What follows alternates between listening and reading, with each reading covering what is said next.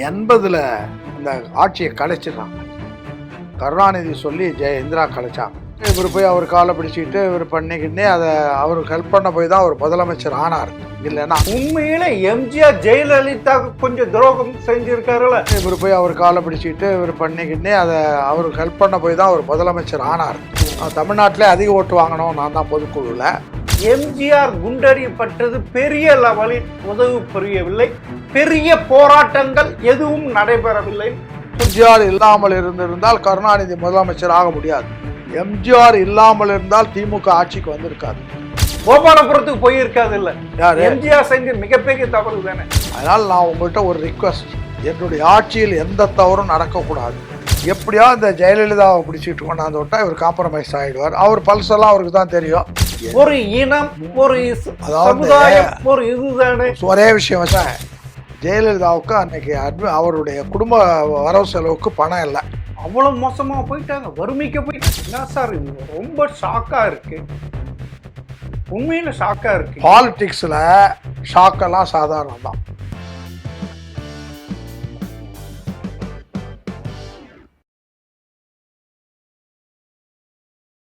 GeM TV நேயர்களுக்கு வணக்கம்.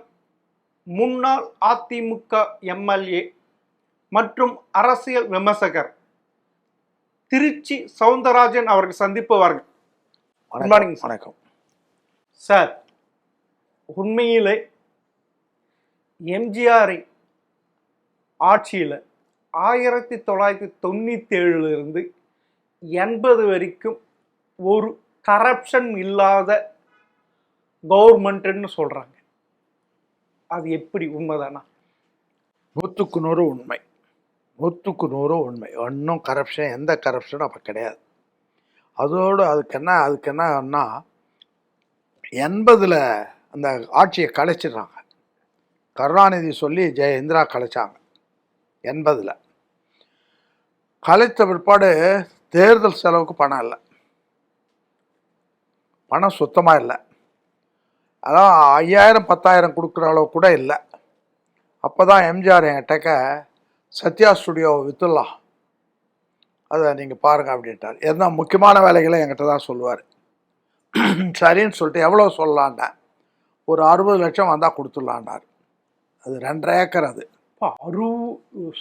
80லேயே 60 லட்சம் அப்படின்னாரு. சரி அப்படின்னு நான் பேரம் பேச ஆரம்பித்தேன்.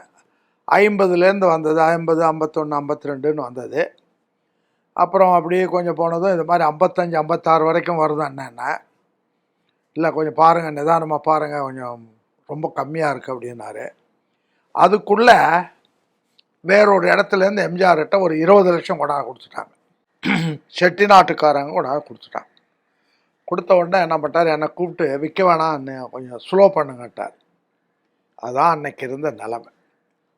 இந்த 20 லட்சம் வந்ததுமே விற்க வேணான்னு சொன்னால் 20 லட்சமே அன்னைக்கு பெரிய அமௌண்ட். புரியுதுங்களா? அப்படி தான் கட்சி இருந்தது. ஒரு தப்பும் நடக்கலை, ரொம்ப நேர்மையாக, எல்லாருமே நேர்மையாக ஒழுங்கா அப்படின்னு வந்தது.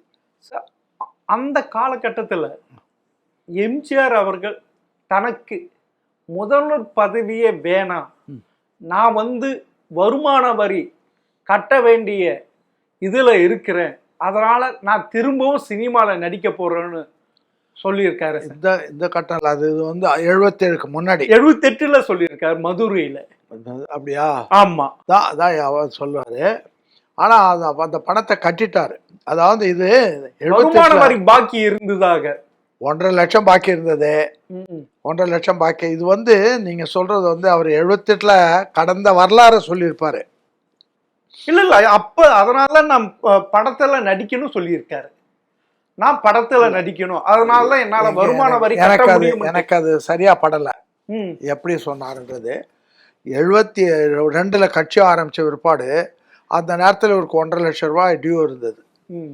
அப்புறம் அது ரொம்ப நெருக்கடியை வந்த போது என்ன பண்ணிட்டாருன்னா, அந்த ஆற்காடு ரோடு பில்டிங் இருக்கு இல்லையா, ஆஃபீஸ், அதை அந்த பணத்தை கட்டிட்டேன்னாரு.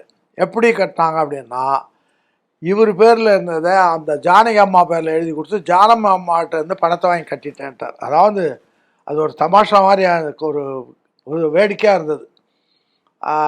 அந்த அம்மாக்கிட்டே பணத்தை வாங்கி கட்டியிருக்கலாம்.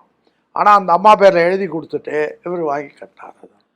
அதனால்தான், அதாவது இதுவே 1979 இமயத்தின் உச்சி என்ற படத்துல நடிக்கிறதுக்கான எல்லா வேலையும் நடந்தது அந்த வருமான வரி கட்டுறதுக்கு தான் ஒரு இது அது பதிவு பண்ணியிருக்கேன். இல்லை, அது எனக்கு தெரியாத ஒரு விஷயம்.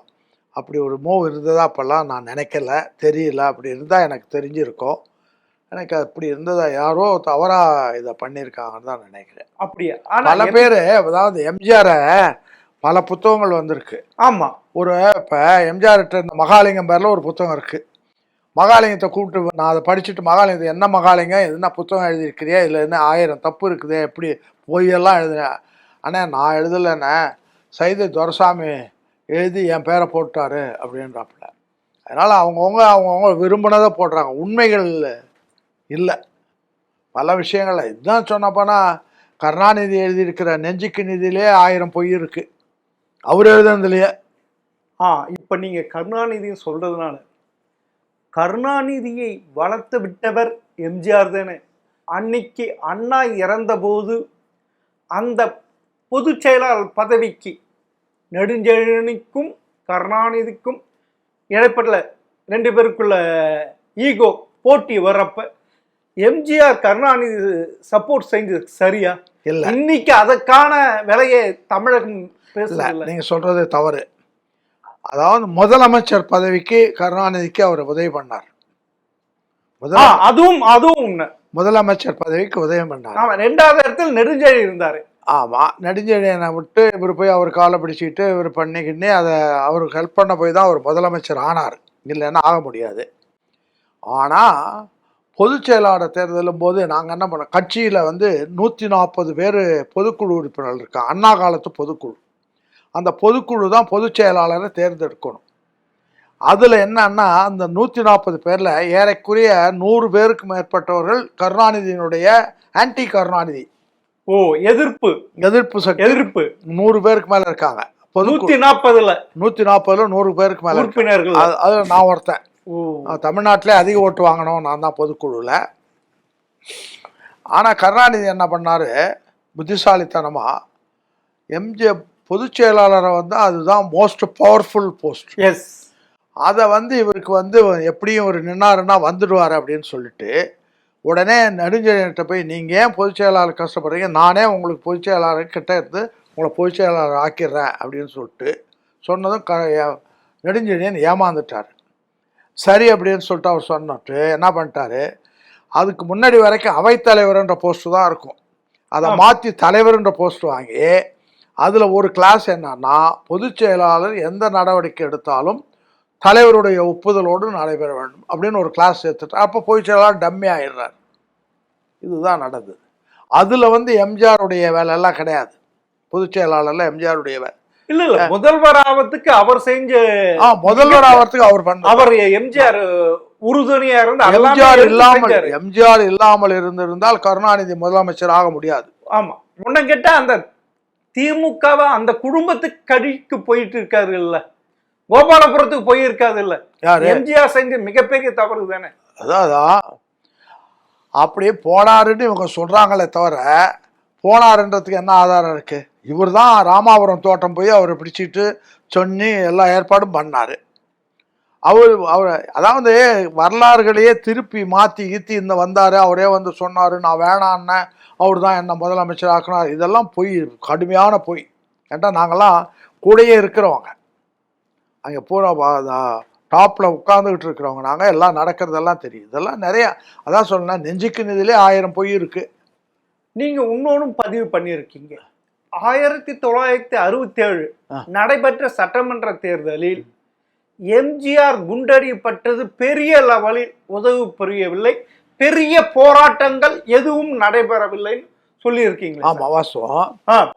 அதாவது அந்த போஸ்டர் போட்டு தானே சார் அண்ணாவே வெற்றி பெற்றார். இன்னொரு விஷயம் நான் சொல்லிடுறேன், இது கூட திமுகவில் அண்ணாவோட 1952 நான் பயணம் பண்றேன். ஆமா சார், ரொம்ப க்ளோஸா. ஆமா, பல நேரங்களில் பல விஷயங்கள் தனிப்பட்ட முறையில் அண்ணா சொல்லுவார்.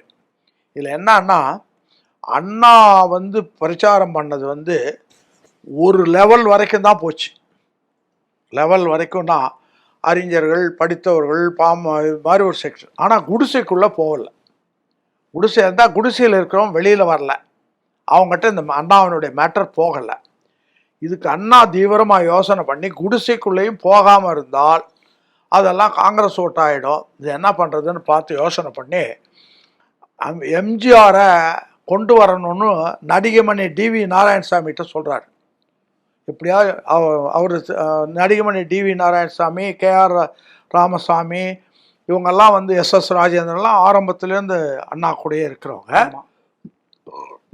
டிவிஎன்கிட்ட சொன்னதும் டிவிஎன் தான் போய் எம்ஜிஆரை கன்வின்ஸ் பண்ணி கொண்டு வர்றாரு.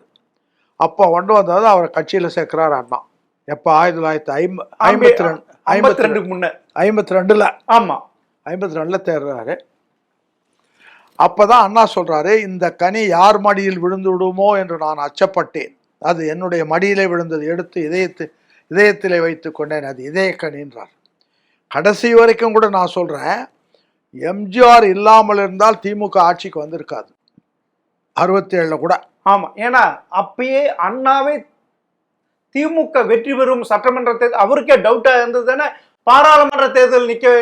அதான் சொல்கிறேன், அவரை இதை விட என்னன்னா, அதுக்கு நான் இன்னொன்று விஷயம் சொல்கிறேன். 1967 மார்ச் 6ஆம் தேதி பதவியேற்க போகிறார். 5ஆம் தேதி ஹபீபுல்லா ரோடில் எஸ்ஜிஎஸ் திருமண மண்டபத்தில் ப்ரெஸ் மீட் நடத்துகிறார். ப்ரெஸ் மீட் நடத்தினா ஆல் இண்டியா லெவலில் இருந்து எல்லாரும் வந்திருக்காங்க. ஏன்னா ஒரு விடுதலை விரும்பிய ஒரு கட்சி தேர்தல் ஆட்சி பீடத்துக்கு வந்திருக்கு அப்படின்றதுனால எல்லா ரிப்போர்ட்டர்ஸும் வர்றாங்க. நிறையா ஒரு 400-500 பேர் வந்துட்டாங்க. நான் அப்போல்லாம் அண்ணா கூடயே அங்கேயே தான் கூட இருக்கிறேன். அப்போ அவங்கவுங்க கேள்வி கேட்டாங்க, எல்லாத்துக்கும் பதில் சொல்லிகிட்டே வந்துட்டு கடைசியில் ஒயிண்டப் பண்ணி அண்ணா சொல்கிற போது, நான் வந்து ஆளுங்கட்சியாக வரணும்னு தேர்தலில் நிற்கலை, பவர்ஃபுல் அப்போசிஷனாக இருக்கணுன்றது தான் என்னுடைய ஆசை, அதுக்கு தான் நின்னேன். ஆனால் மக்கள் என் தலையில் தூக்கி வச்சுட்டாங்க, எனக்கு பயமாக இருக்குது. அதனால் நான் உங்கள்கிட்ட ஒரு ரிக்வெஸ்ட், என்னுடைய ஆட்சியில் எந்த தவறும் நடக்கக்கூடாது, எங்காவது ஒரு தவறு நடந்தால் உடனே எனக்கு சொல்லுங்கள், ஒரு நாளில் அதை நான் ரெக்டிஃபை பண்ணிடுறேன், அப்படி பண்ணலைன்னா நீங்கள் மீடியாவில் கொண்டு வாங்க அப்படின்னு ரிக்வெஸ்ட் பண்ணிட்டு நடத்தின ப்ரெஸ் மீட் அது.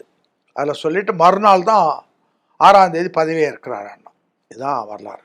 ஆனால் நீங்கள் வந்து ஜெயலலிதாவை அதிமுகவில் சேர்ப்பதற்கு மிகப்பெரிய எதிர்ப்பு தெரிவித்தவங்க நீங்கள் ஒரு காரணம். ஆமாம். எதுக்கு காரணம்?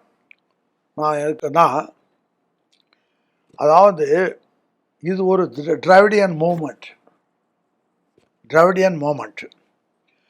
இப்போ என்ன பெரிய விஷயம்னா, மனு தர்மத்தில் என்ன சொல்கிறான்னா, நம்முடைய குலப்பெண்கள் நம்முடைய குலத்தினுடைய மேன்மைக்காக சர்வபரி தியாகம் செய்ய வேண்டும் அப்படின்றது ஒரு கிளாஸ். சர்வபரி தியாகம்னா என்ன அர்த்தம்? எல்லாமே அதில் அடங்கிடுச்சு. ஆமாம். இப்போ இந்த பொண்ணு இங்கே உள்ள வருது, யார்? ஜெயலலிதா வந்ததுக்கே காரணம் ஆரம் வீரப்பன் பண்ண சதி. என்ன சார், ஆரம் வீரப்பன் தானே ஜெயலலிதாவுக்கு மிகப்பெரிய எதிரி. வர என்ன காரணம்னா, 72க்கு முன்னாடி என்ன ஆச்சுன்னா, ஜெயலலிதாவுக்கும் எம்ஜிஆருக்கும் ஒரு சிக்கல் வந்துடுச்சு. அப்போ அந்த அம்மாவுக்கு 20-22 வயசு இருக்கலாம், எனக்கு வயசு கணக்கு போட முடியல. எப்படி சிக்கல் வந்ததுன்னா, அவர் வந்து சினிமாவில் ஒரு படம் வெற்றி பெறணும்னா அதுக்கு என்னென்ன இலக்கணங்கள் வேணும்னு போடுவார். நல்ல டைரக்டர், நல்ல கதாசிரியர், நல்ல பாடலாசிரியர், நல்ல கவிஞர், நல்ல இசையமைப்பாளர், நல்ல நடிகை, எல்லாம் கரெக்டாக இருந்தால் எங்கேயாச்சும் ஒன்றில் ஃபெயிலியர் ஆனால் கூட பாக்கி சர்வே பண்ணி படத்தை தூக்கிடும். இது அவருடைய இலக்கணம். இது வந்து அவரே என்கிட்ட சொன்னது.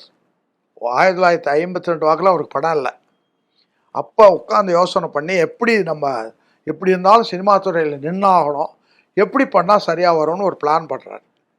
அந்த பிளானை எக்ஸிக்யூட் பண்ணுறதுக்கு வரும்போது முதல்ல அவர் என்ன பண்ணுறாருன்னா, நடிகைகளை தன் வசப்படுத்துகிறாங்க.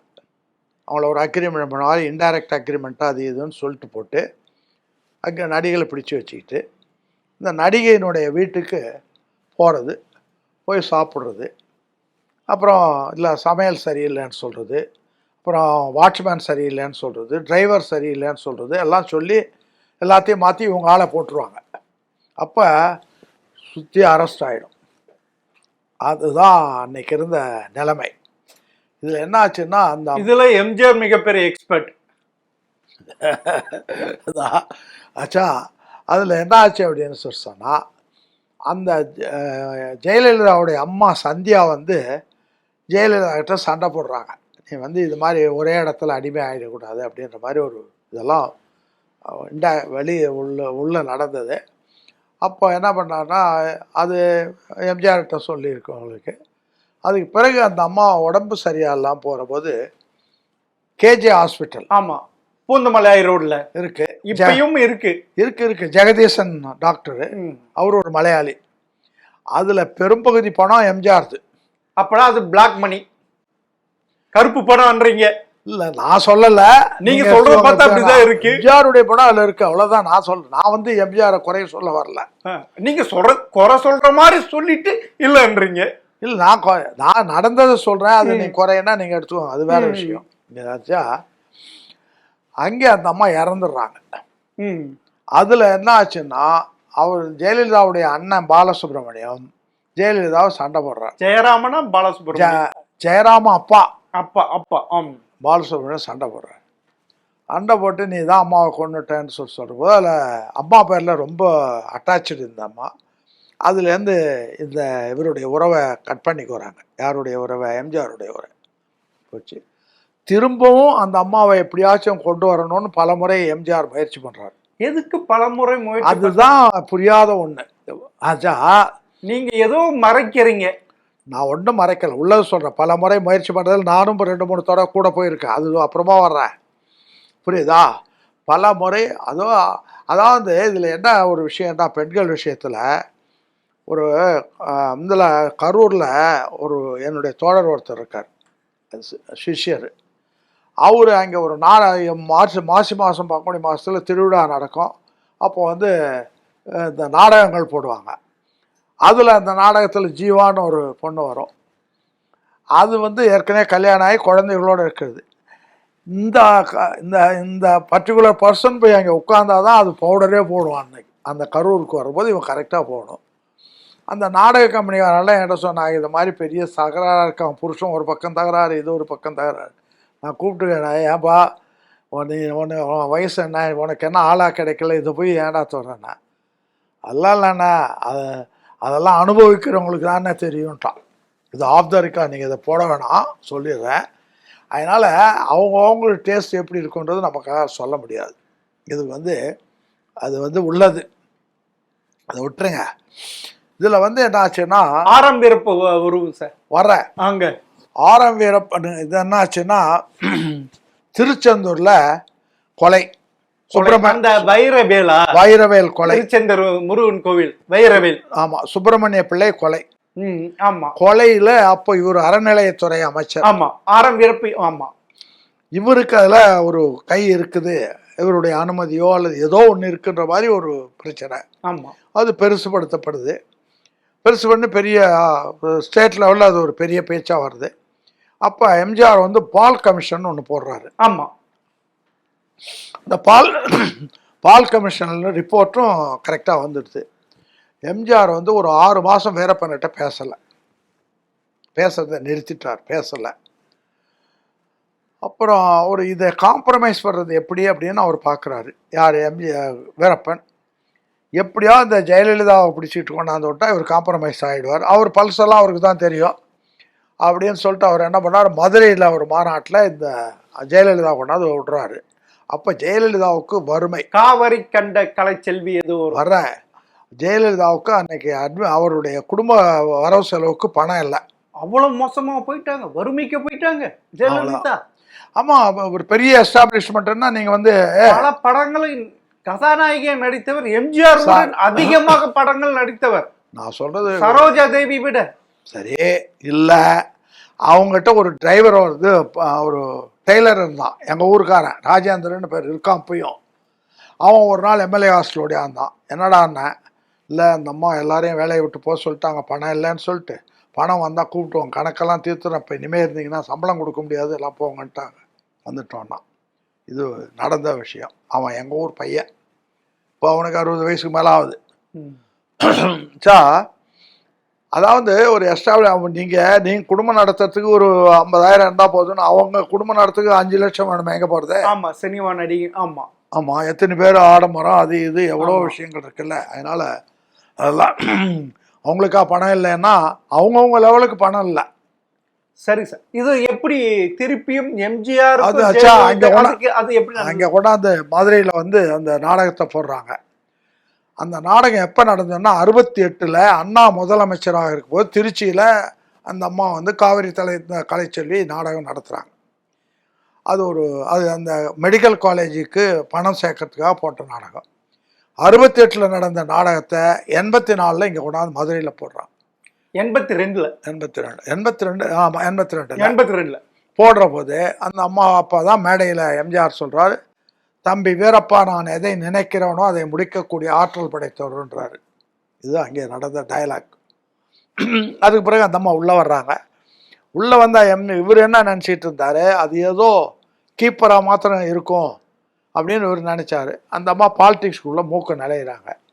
உடனே இவர் பார்த்து, என்னடா தப்பாக போச்சே நம்ம கொண்டாந்து விட்டதுன்னு சொல்லிட்டு தம்புச்செட்டி தெருவில் ஒரு கூட்டம் போட்டு வசந்த சேனை புகுந்து விட்டார் அப்படின்றாரு. அதுலேருந்து தான் கிளிக் ஆகிடுது. சரி சார், அப்புறம் அதாவது நீங்கள் ஒரு பாப்பாத்தியை எப்படி அதிமுகவில் சேர்க்கலாம், பெரியாருடைய கொள்கைக்கு முரணானதுன்ட்டு ரொம்ப அழுத்தம் கொடுத்தீங்க, எதிர்ப்பு தெரிவிச்சிங்கல்ல? ஆமாம், அது சரிதானா?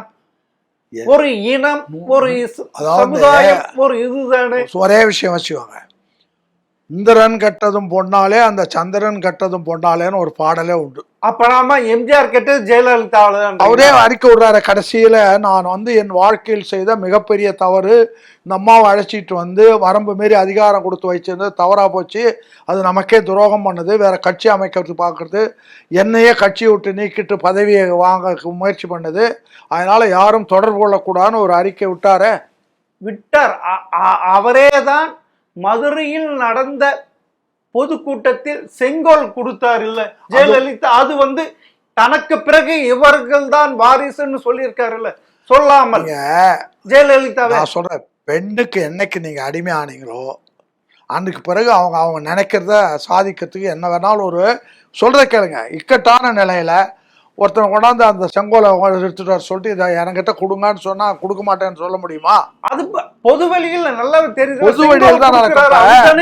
அது எம்ஜிஆரின் அடுத்த வாரிசுன்னு அரசு நினைக்கிறீங்க. அவரை வந்து வேற வழி இல்லை. இப்ப திருச்சியில நான் மாவட்ட செயலாளர், நான் வச்சதுதான் சட்டம். அங்கே ஒருத்தன் ரவுடியா இருக்கான், அவனும் கட்சியில் இருக்கிறான். அவன் என்ன பண்ணுவான்னா, கட்சியில மேடையில் எல்லாம் கூட்டம் நடத்திட்டு இருக்கிற போது திடீர்னு 2 மாலையை எடுத்துட்டு வருவான். வந்துட்டு எனக்கு ஒரு மாலையை போட்டு, ஐயா இந்த மாலையை எனக்கு போடுங்க, பாராட்டி போடுங்கன்னு அந்த இடத்துல நேராக கொடுக்குறான். மேடை நாகரிகத்துக்காக அவனுக்கு நான் மாலை போட, இதை ரெக்கார்ட் பண்ணிட்டு போலீஸை மிரட்டுவான். இதெல்லாம் வேற, இது உங்களுக்கு சாதாரண மனிதர்களுக்கு புரியாது. இதெல்லாம் புரியணும்னா கொஞ்சம் விவரம் தெரியணும். உண்மையில எம்ஜிஆர் ஜெயலலிதா கொஞ்சம் துரோகம் செஞ்சிருக்காருல. 1989 அமெரிக்கா புரூக்ளின் மருத்துவம் இருந்து சட்டமன்ற தேர்தல் சுற்றி வந்து எம்ஜிஆர் ஆட்சி கட்டில் அமைச்சார் இல்ல, அப்ப அவங்க பார்க்கவே இல்லையே. இது நியாயமா? எம்ஜிஆர் நான் சொல்றது, எம்ஜிஆர் அப்பயே அந்த அம்மாவை புறக்கணிச்சிட்டாரு. போய் அவளை வந்து கட்சியில் சேர்க்கல, சீட்டு கொடுக்கல, ஒன்றும் பண்ணல. அவளா போய் இந்த கூட்டங்களுக்கு அவளா போய் வேண்டியவங்களை பார்த்து கூட்டம் நடத்திட்டு வந்ததை தவிர ஆரம் வீரப்பன் தான் அப்புறம் எல்லாமே ஆனால் ஆரம் வீரப்பன் எடுத்து செஞ்சார். ஆனால் அந்த சட்டமன்ற தேர்தலில் சூறாவளிய பிரச்சாரம் செய்தது ஜெயலலிதா தானே. நான் உங்களை கூப்பிடல, நீங்களா போய் பிரச்சாரம் பண்றீங்க. சூறாவளியா சுத்துறீங்களோ சும்மா சுத்துறீங்களோ அது வேற விஷயம். ஆனால் நான் கூப்பிடல, நாங்கள் தான் உங்களை ரெக்கக்னைஸ் பண்ணலை, உங்களை ஒதுக்கிட்டோமே. அப்படின்னா எதுக்கு கொள்கை பரப்பு செயலாளர் கொடுத்தா, அது சத்துணவை பிரச்சாரம் செய்வதற்கு அந்த பதவியெல்லாம் கொடுத்தா திரு எம்ஜிஆர் அவர்கள்? இதெல்லாம் ஆரம்பத்துல கொடுத்தது. ஆமா சார். அதுக்கு பிறகு தெரிஞ்சுக்கிட்ட ஒரு பாட்டு நீக்கியாச்சு. அப்பனா நீங்க சொல்றது பாத்தீங்கன்னா ராஜீவ் காந்தியுடன் சேர்ந்து ஜெயலலிதா சதி செஞ்சதுன்றீங்களா? எப்படி? ராஜீவ் காந்தியுடன் சேர்ந்து ஆமா ஜெயலலிதா சதி செஞ்சாங்க. ஆமா, ராஜ்யசபா உறுப்பினரா அப்ப. ஆமா, அதான் உண்மை. ஆமா, அந்த அவருடைய பதவியை பிடிப்பதற்கோசரம், அந்த முதல்வர் பதவி பிடிப்பதற்கு துணை முதல்வர் பதவி வேண்டும் என்பதற்காக எம்ஜிஆருக்கு அழுத்தம் கொடுத்தாங்க. ஆமா, எம்ஜிஆர் கொடுக்கல. இந்த அம்மா போறாங்க ராஜீவ் அங்க டெல்லிக்கு ராஜ்யசபாவுக்கு போனாலும் அங்க இருக்கிறவங்களை மடியில போட்டுக்கிட்டா. அவங்க இவங்க சொல்றது ராஜீவ் காந்தியே கையில போட்டுட்டாங்க. கவர்னர் மாளிகையிலே கொண்டாந்து 2 பேரும் இருந்தது. அப்பதானே எம்ஜிஆர் வந்து இழுத்துக்கிட்டு போறாரு. அப்படி அவ்வளவு தூரமா அவ்வளவு மோசமானவங்க திரு எம்ஜிஆரை மிரட்டுவதற்காக சொல்றது கேளுங்க. எம்ஜிஆரை மிரட்டுவதற்காக ஒரு வேலையும் இல்லாம ராஜீவ் காந்திக்கு வர சொல்லிட்டு கவர்னர் மாளிகையில 2 பேரும் இருக்கிற தகவலை சிஐடி பிரான்ச்சுக்கு அந்த அம்மாவே சொல்லி, அவங்க எம்ஜிஆர் கிட்ட சொல்லி, எம்ஜிஆர் ராத்திரி 12 மணிக்கு வந்து அந்த கவர்னர் மாளிகையில் வந்து பார்த்துட்டு இவளை இழுத்துட்டு போறாரு. அவ்வளவு என்ன சார் இது? ரொம்ப ஷாக்கா இருக்கு, உண்மையில ஷாக்கா இருக்கு. பாலிடிக்ஸ்ல ஷாக்கெல்லாம் சாதாரணம் தான்.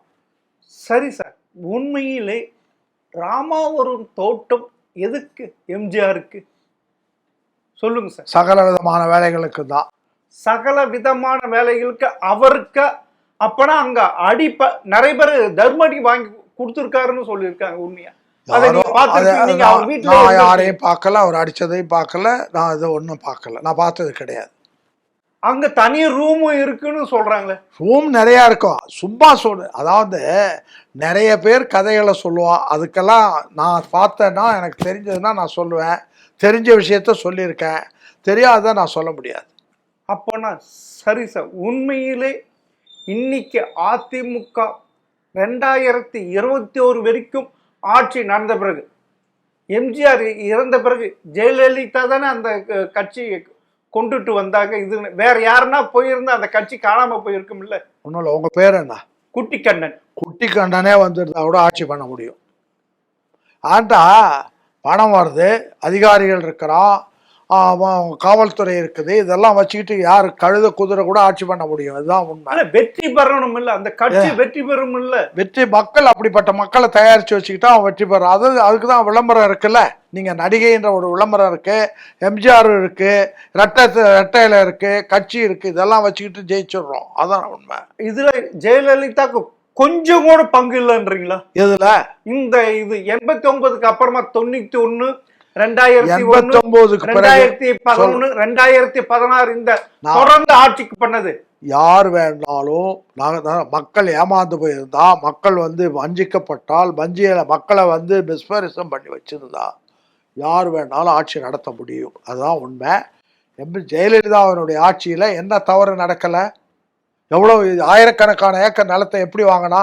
எம்ஜிஆர் சட்டமன்றத்தில் உட்கார்ந்துருக்க போது சொன்னாரு, நானோ என்னுடைய உறவினர்களோ தமிழ்நாட்டிலோ வேறு வெளிநாட்டிலோ ஒரு அங்குலம் நிலம் வாங்கினாத நிரூபித்தால் நான் தூக்கில் தொங்குவதற்கு தயார்னாரு. இந்த அம்மாவுக்கு எதுக்கு இப்போ? இந்த அம்மாவுக்கு இந்த கோட்டை கொத்தலங்கள் கொடநாடு எதுக்கு இவ்வளவு? எதுக்கு ஹைதராபாத் நடிகா இருந்த போது பண்ணது, அதெல்லாம் நான் வரல. கொடநாடு எதுக்கு உனக்கு? இப்ப சாதாரண எம்எல்ஏவா இருந்து, இப்ப நானே இப்ப கூட சொல்றேன், போகிறேன், ஒரு திருநெல்வேலி போகிறேன், பிடபிள்யூடி மகளால் இப்போ ரூம் கொடுறான்னு சொன்னால் கொடுக்குறான். ஆலியாக இருந்தால் கொடுத்துருவோம். அது சர்க்கியூட் ஹவுஸில் ஒரு எம்எல்ஏவுக்கு அந்த இது உண்டு. கிடையாது ஒரு சீஃப் மினிஸ்டர் நீங்கள் வரீங்கன்னு சொன்னால் அவன் கொடுத்துட போகிறான். அது வசதியோடு கொடுக்க போகிறான். உனக்கு எதுக்கு அவ்வளவு? சரி சார், இனி அதிமுகவுக்கு எதிர்காலம் இருக்கிறதா? நீங்க அந்த கட்சியில நான் சொல்றது தோன்றும் போது அதுக்கு நீங்க ஒரு முக்கிய சரிங்க. கட்சி ஆரம்பிச்சு எம்ஜிஆரோட முடிஞ்சு போச்சு. அதுக்கு பிறகு அது கட்சி அல்ல, அது வந்து ஜெயலலிதா கட்சி.